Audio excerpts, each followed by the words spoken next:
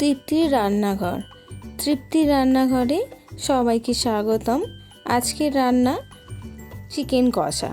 এটি একটি খুবই লোভনীয় এবং সুস্বাদু একটি রেসিপি। চিকেন কষা তৈরি করার জন্য লাগছে আমাদের 500 গ্রাম চিকেন নিয়েছি, আদা বাটা, রসুন বাটা, শুকনো লঙ্কা বাটা, হলুদ, নুন আর এগুলো একটু সামান্য তেল দিয়ে পুরোটাকে আমরা 30 মিনিটের জন্য ভালো করে মাখিয়ে ম্যারিনেট করে রাখবো।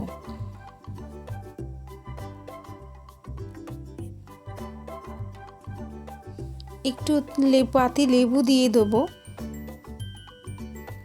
ভালো করে ম্যারিনেট করে রাখতে হবে পুরো, যাতে চিকেনের ভেতরে মশলাগুলো খুব সুন্দরভাবে ঢোকে।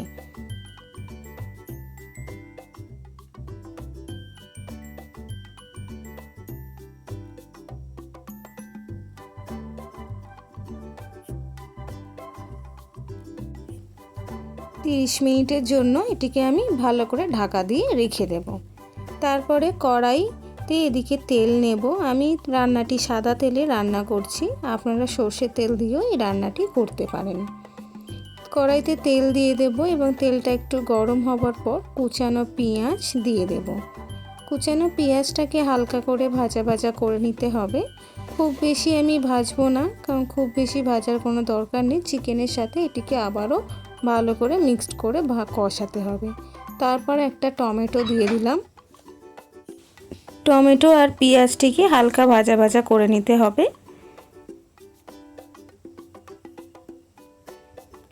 এই অবস্থায় আমি যে ম্যারিনেট করা চিকেনটা ছিল সেই চিকেনটাকে আমি দিয়ে দেব। চিকেনটাকে দিয়ে আবারও খুব ভালো করে কষাতে হবে। আলতো হাতে দেখুন চিকেন থেকে অনেকটা জল ছেড়ে দিয়েছে, তো ভালো করে কষাতে হবে।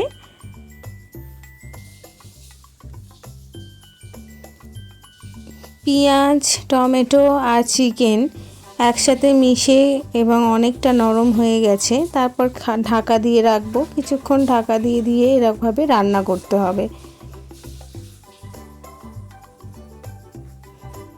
চিকেন থেকে অনেক জল বের হয়েছে এবং সেই জলেতেই আমাদের চিকেনটি সিদ্ধ হবে। পরে সামান্য কিছু পরিমাণে জল দিয়ে দেবো। জল দিয়ে আবারও ঢাকা দিয়ে ভালো করে এটিকে সিদ্ধ হওয়ার জন্য সময় দেব। ঢাকা তুলে দেখুন কত সুন্দর চিকেনটি আমাদের অনেকটা কুক হয়ে গেছে। এতে আমরা চিকেন কারি মশলা আর গরম মশলা দিয়ে দেব। আবারও খুব ভালো করে মিক্সড করতে হবে। খুব ভালো করে রান্না করতে হবে, ততক্ষণ অবধি কষাতে হবে যতক্ষণ না বেশ ভালো করে চিকেন থেকে তেল ছেড়ে দিয়েছে। দেখুন চিকেনটা কত সুন্দর হয়েছে এবং পেঁয়াজগুলো দেখুন পুরোপুরি গলে যায়নি, যাতে আমাদের খাওয়ার সময় পেঁয়াজগুলি মুখে পড়লে খুব সুন্দর একটি খেতে লাগে। তৈরি হয়ে গেছে আমাদের চিকেন রেসিপি। ভাত, রুটি বা পরোটার সাথে সার্ভ করব। নমস্কার বন্ধুরা, ভালো লাগলে সাবস্ক্রাইব, লাইক আর কমেন্ট করে জানিও তোমাদের এই রেসিপিটি কেমন লেগেছে। ভালো থাকবেন, সুস্থ থাকবেন, সবাইকে নমস্কার।